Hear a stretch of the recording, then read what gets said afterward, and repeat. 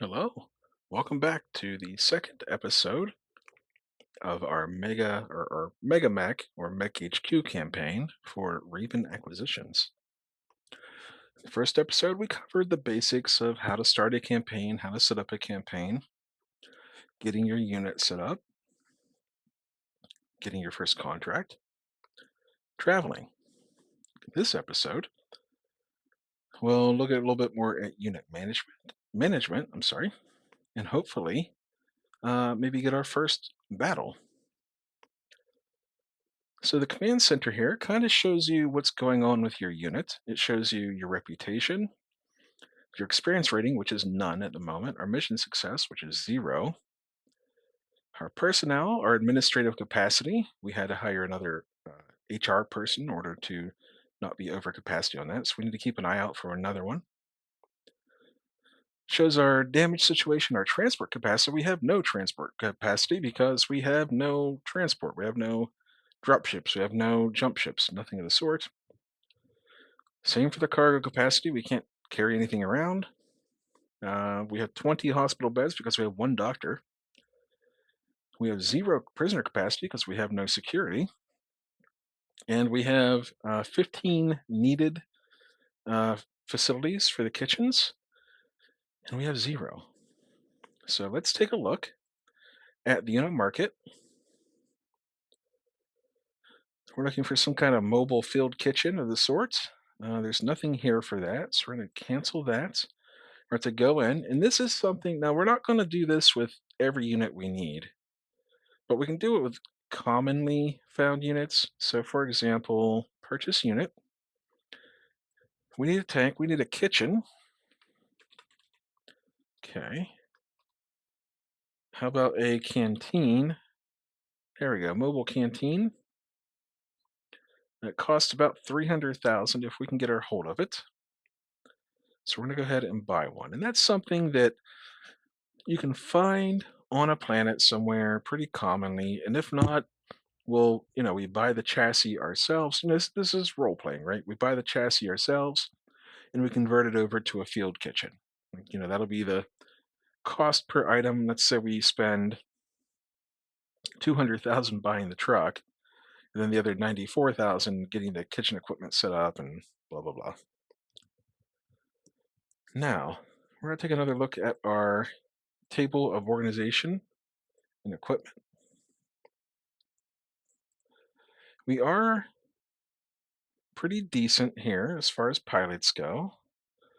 We did replace a couple of our pilots with some better pilots we picked up along the way. Now we need to go to the briefing room, which has our scenario information in it.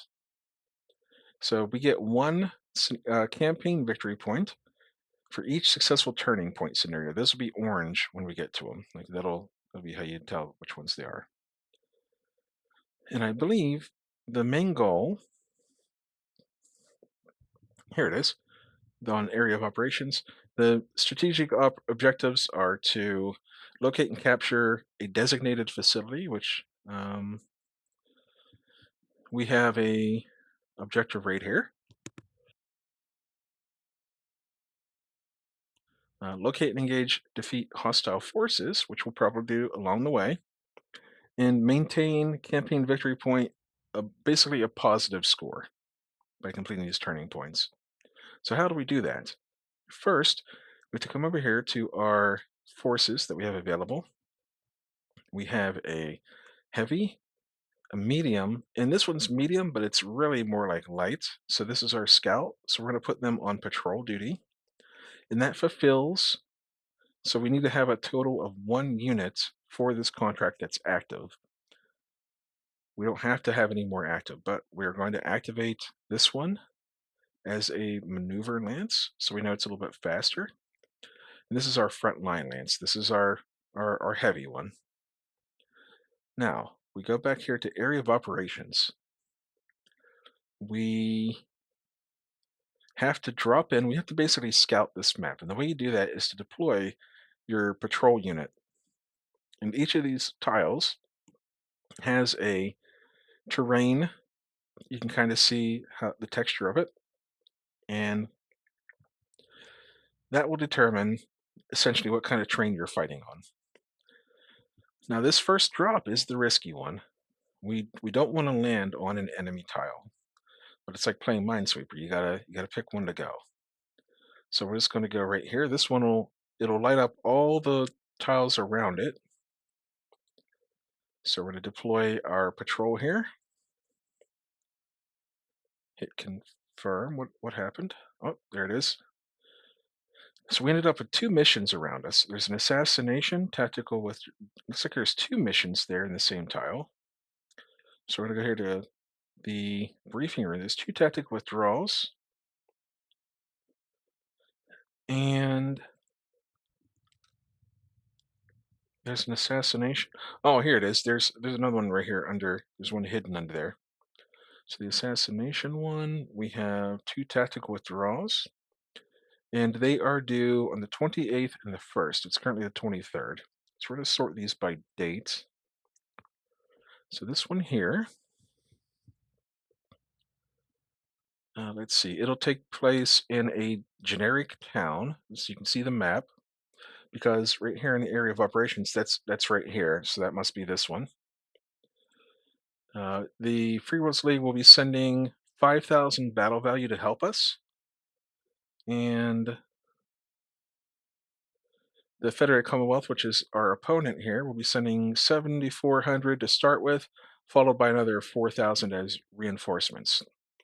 Our objective is they are in pursuit of us, so they'll be starting south. We're starting south, so they're chasing.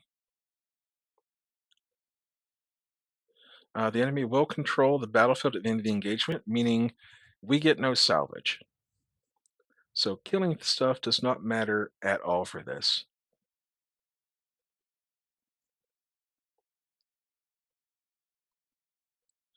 And it wants us to use Charlie Lance for this.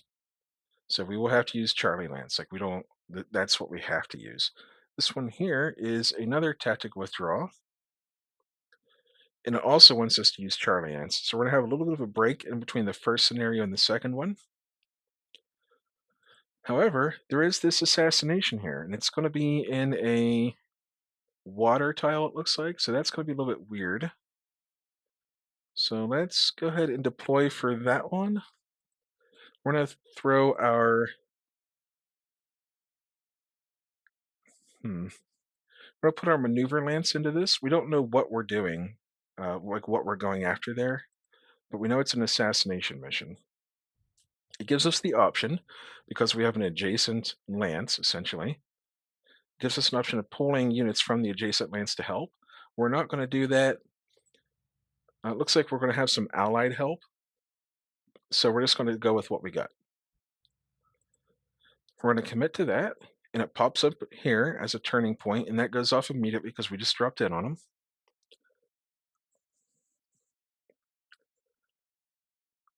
So the enemy VIP is worth 50 battle value, and the enemy has 3,000 battle value as the op4. Our mission is simply to destroy the VIP. That's the only thing we have to do.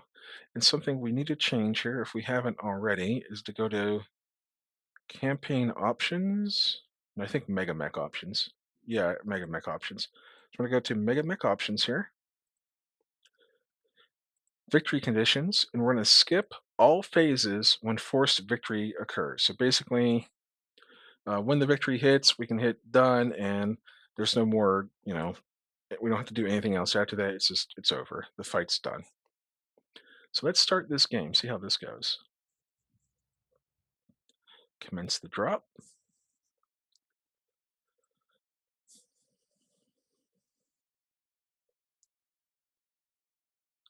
Okay. Oh, I don't like that it shows us, I don't like that it's showing us what the enemy has. I wish we could turn on blind dropping, but this will be fine. So we do have a great pilot in the Orion. We have an average pilot in the Centurion, and two below average in the other Centurion in the Vulcan. So we have to be a little bit cautious here as we do this. So let's go ahead and see what we can do. We're gonna hit done. We're going to stretch this out here. Oops, didn't mean to do that. Switch location. There we go. Going to stretch this out a little bit so we have all of our weapons and whatnot. So it looks like we're starting out potentially in water. We'll have to be able to climb out of here. So we're going to start right there, I guess. Actually,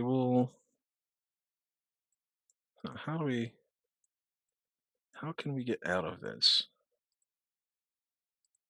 Right here. I think this will let me get out. Hopefully. Hopefully I'm not just stuck. That would be really bad. Deploy.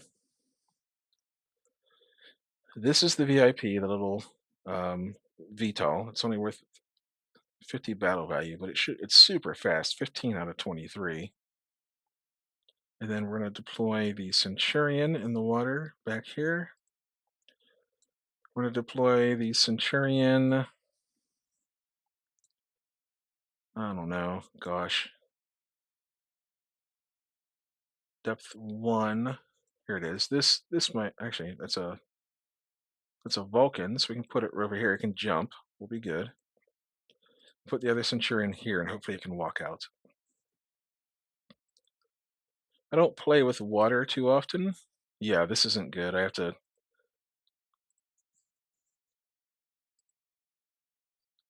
like maneuver through the water to make this work.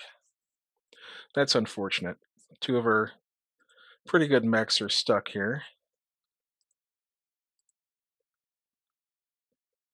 Hopefully they don't fall over.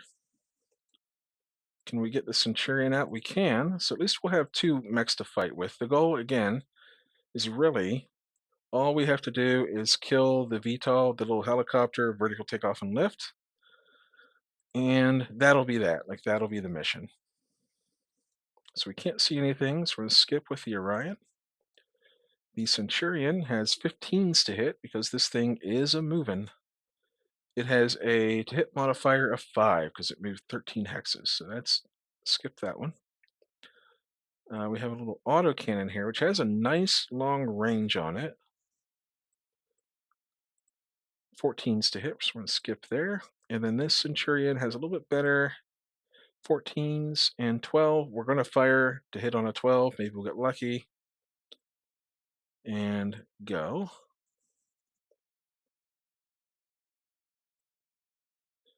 Oh, the AC carriers is chipping away. And the Whitworth. They have a pretty good lance for this. A Whitworth with LRMs, long range missiles. In the autocannon carrier, autocannon 2, very long range. I'm going to move.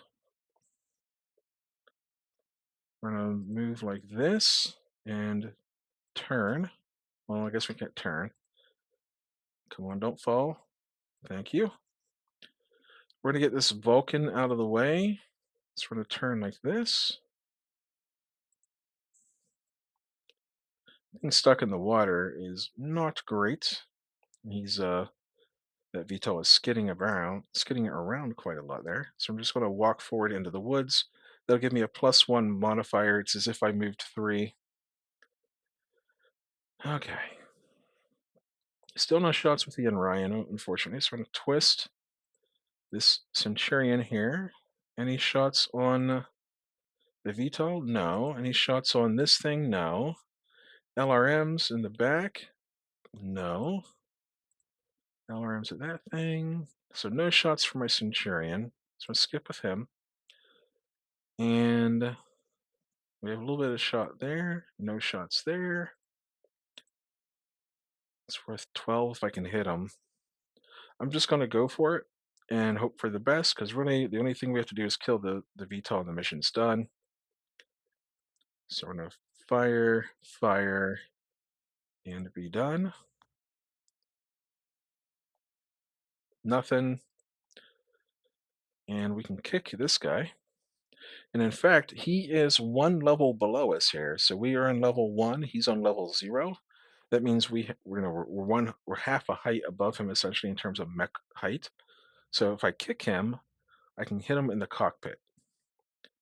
Potentially. It's a 1 in 6 chance. So we're gonna go for it. I don't normally like to do kicks on 8s, but we're gonna go for it.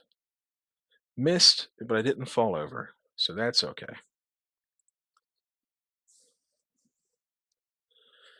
Move this Orion like this and turn. Nope, I can't do that.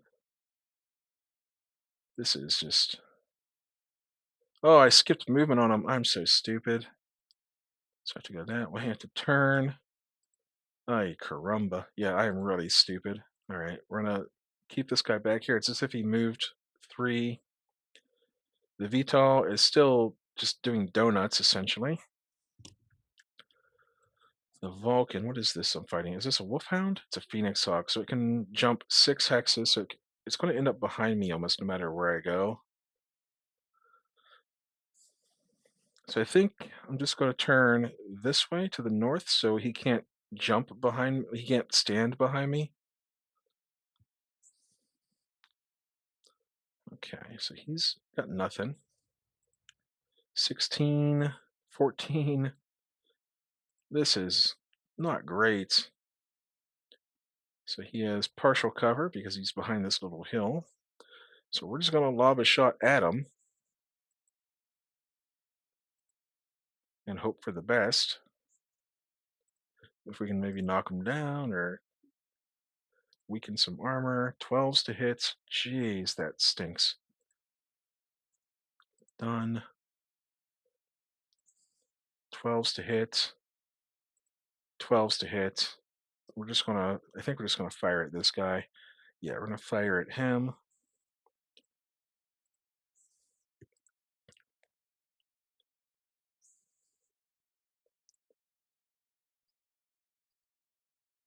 Okay, well, I can at least punch at this guy. So he missed his kick at least. So he doesn't fall over, but at least he missed his kick. Okay, I'm going to move like that.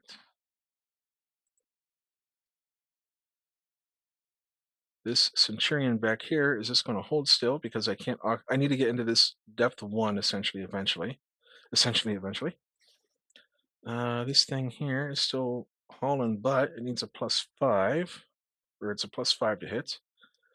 My armor still looking okay, but the Centurion's just going to hold still.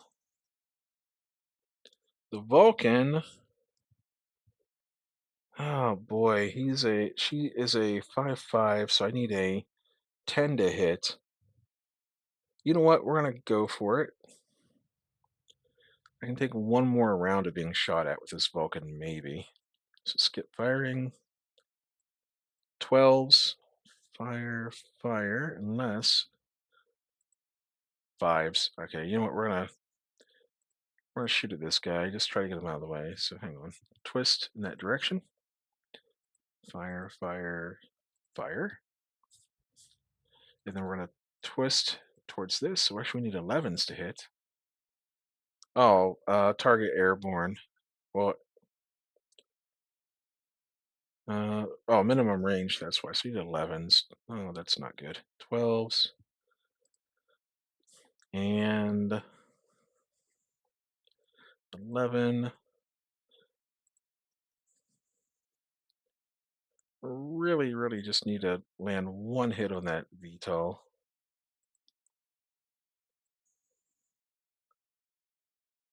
Okay.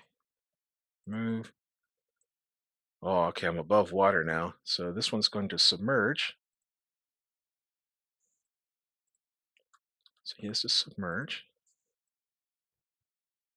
So we're going to get our Vulcan out of here. He has taken enough abuse.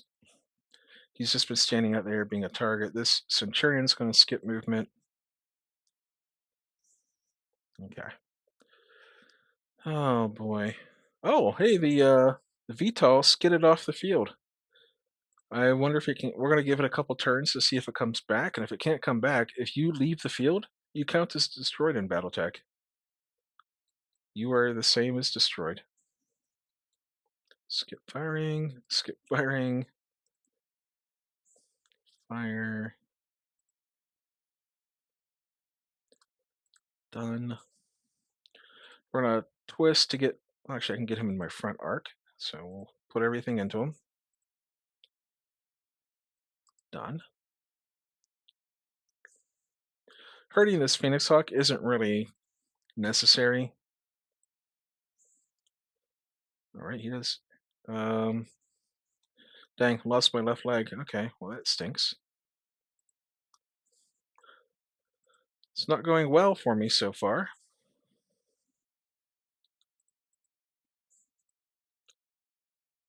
But at least the VIP made a piloting error and has left the battlefield. Select, we're going to turn this way while on the ground. We're going to hold this Vulcan where it is to protect the downed Centurion. All right, we're going to twist. We're going to, so this is one of the cool things, this is one of the important things about the order in which you fire your weapons in Battletech. So let's say I'm shooting at this Phoenix Hawk. Let's take a look at its armor. I want to fire my weapons that do the most amount of damage first, followed up by weapons that do smaller amounts of damage. So let's pretend that I managed to hit, let's say I managed to hit mm, the left arm here. Let's pretend I hit the left arm with my big autocannon. It goes through, so it does 10 damage. It takes off the 5, and it goes internal for 5 more. That's 1 critical hit. If I were to fire my other weapons, and then, like, say, a medium laser hits it afterwards, that's another critical hit, and it takes the arm off. Or an SRM goes through, another critical hit, takes the arm off. However, if I fired my SRMs first, I do take damage to the left arm. No critical hit, it just does armor damage. If it's followed by a medium laser, it does 5 damage, and that's a critical hit because it goes through. Basically, what I'm saying is you want to fire your biggest weapons first to knock the armor off of a location, and then try to basically critical seek with your smaller weapons afterwards. That is one of the fundamental ways to use your weaponry in this game. So we're going to hit skip. We're going to fire a medium laser and the SRMs, and we're going to hit done. And I'm going to go up here and I'm going to hit save weapon order. Hopefully that'll remember the weapon order for the rest of the campaign on that mech until I change it again. So he's underwater, basically. So we're going to hit done. We're going to fire at this guy here. Put everything into him. You can prop yourself up and fire with one arm. So we're going to fire with our right arm. You can also fire with weapons in your torso at the same time. We're going to hit done. We've knocked that Phoenix Hawk down. Oh wow, I just took a through armor critical hit with my gyro, and I succeeded on staying on my feet. And heat phase, so does the VIP return to the battlefield? It does not. It does not return to the battlefield. So that is a victory. As cheap as it sounds, that is the way the game works. So we hit victory. We're going to skip movement. The game will end. It's assumed that the loser retreats in any scenario like this. Nope, we don't need a summary of this. We're going to hit done. The enemy retains control of the battlefield. So do you want to declare your sides controlling? We say no. We took some... That is not a total loss. No way, we can fix that. We just need to replace the leg. Check this out. Just a leg, we're good. That is not a loss, we're recovering it.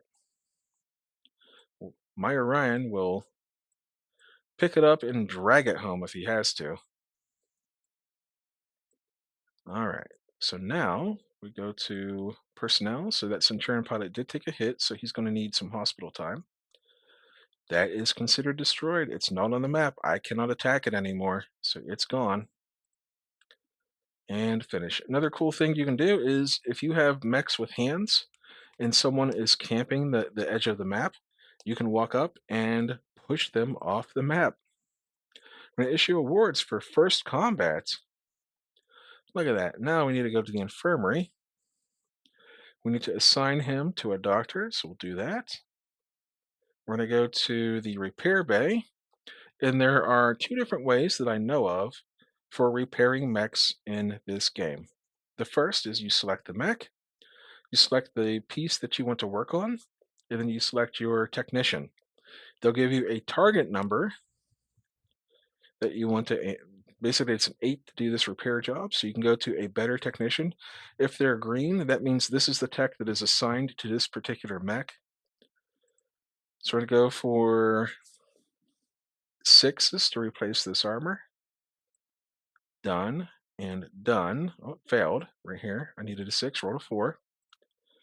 And replacing ammo is automatic, so we'll give that to an ultra green person. We need to repair the gyro. So we're going to go with our elite technician here on that job. And the reason why is if you fail the repair by a large enough margin, then it's destroyed. Like you have to find a new one. So we're going to go for it. It's fixed. It's cost us 90,000 to fix it. That's unfortunate. We're also going to work on the Centurion here with the missing leg. So that is a part that is not in stock. So we can't really do much about that at the moment. And the rest of this just looks like standard repairs. So here is the second way to do repairs. This is what we'll be using most of the time probably. So mass repair salvage. You select all these boxes.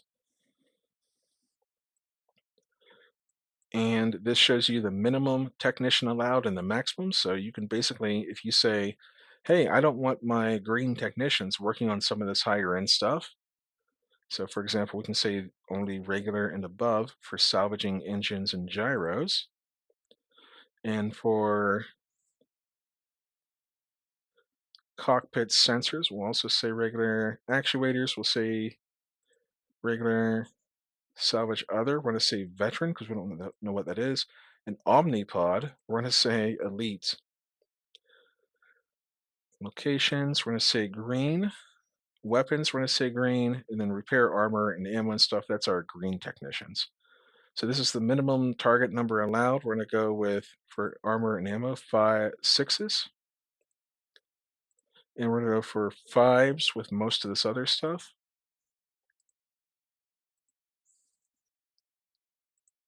There we go. And we can optimize the technician to do the action today. We now select our active units. We hit this button, and it goes through and it does all those repair jobs we were just doing by hand as much as they can. You can click here. You can see they're working on it. They just need more time. Working on it, more time needed. Centurion, we're missing a leg. We have none in stock, so we have to go over here to the command center. We need parts needed reports. Look at that. We need a 50-ton leg. So we're going to hit order all, or you can order individual pieces. You can order more than one with order in bulk. But we're going to just hit order one or order all, and they're going to start searching for that leg. So every day, my logistical people are going to basically look for these missing pieces. All right, so that is our first mission in the bag. We have a couple more lined up here. Our area of operations has revealed, so you can see that it's gone now, the one we just did. Area of operations still revealing these missions essentially, so we're not going to scout anymore. We're not going to put any more on the table than we have to. We're basically securing our landing site. You can think of it like that. But that's it. I'll see you next time. I hope you stuck around. If you did, I appreciate you so much. And yeah, I'll just see you next time. Bye.